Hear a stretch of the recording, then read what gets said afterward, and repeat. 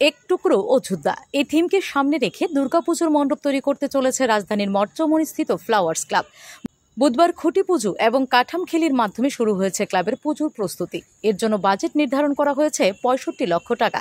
অযোধ্যার বিভিন্ন চিত্র, লাইট অ্যান্ড সাউন্ডের মাধ্যমে সম্পূর্ণ অযোধ্যার রাম মন্দিরকে পুজো মণ্ডপে ফুটিয়ে তোলা হবে।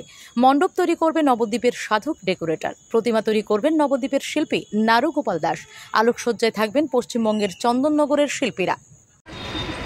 আপনারা জানেন যে আমাদের এই আসন্ন দুর্গাপূজা, এই দুর্গাপূজা আমরা যারা সনাতনী এবং বিশেষ করে ত্রিপুরা রাজ্যে যারা বসবাস করি, আমাদের কাছে সবচেয়ে বড় প্রধান উৎসব হচ্ছে এই শারদীয় দুর্গা উৎসব।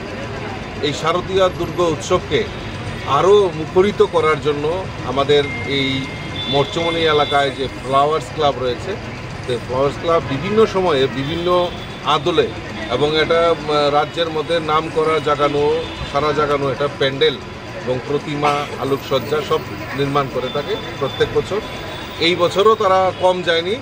এই বছরও তারা আমাদের অযোধ্যায় যে রাম মন্দির স্থাপিত হয়েছে, সেই রাম মন্দিরকে সামনে রেখে এখানে সেই রাম মন্দিরের আদলে প্যান্ডেল তৈরি করা এবং সেখানকার মূর্তিও সেই ভব্য যে রাম মন্দিরের যে মূর্তির প্রতিমার যে অনুকরণে সেই রকম মূর্তি তৈরি করবেন, আলোকসজ্জা করবেন।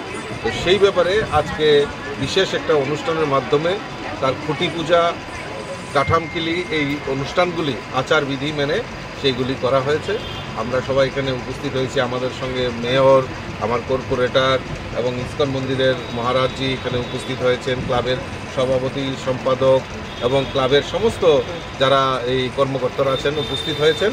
এবং আগামী দিন যখন শারদীয় উৎসব আমরা উপভোগ করব, এই ফ্লাওয়ার্স ক্লাব একটা সারা ত্রিপুরা রাজ্যের মধ্যে আকর্ষণীয় দর্শনীয় প্যান্ডেল হবে বলে আমি মনে করি। Bureau report, PV north east.